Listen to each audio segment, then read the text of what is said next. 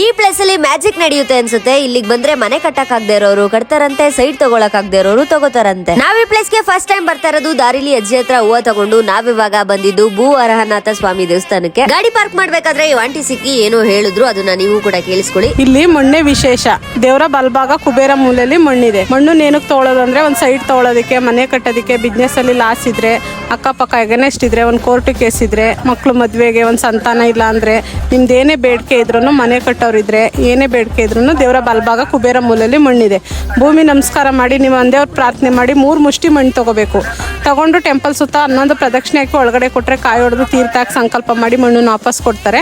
ಆ ಮಣ್ಣನ್ನ ಮನೆಗೆ ತಗೊಂಡೋಗಿ ಒಂದು ವೈಟ್ ಬಟ್ಟೆನ ಅರಿಶಿನ ಬಟ್ಟೆ ಮಾಡಿ ಕವರಲ್ಲಿರೋ ಮಣ್ಣನ್ನು ಬಟ್ಟೆಗೆ ಸುರಿದು ಕಟ್ಟಿಟ್ಟು ಸ್ವಾಮಿ ಫೋಟೋ ಫ್ರೀ ಕೊಡ್ತಾರೆ, ಕೇಳಿಸ್ಕೊಳ್ಳಿ.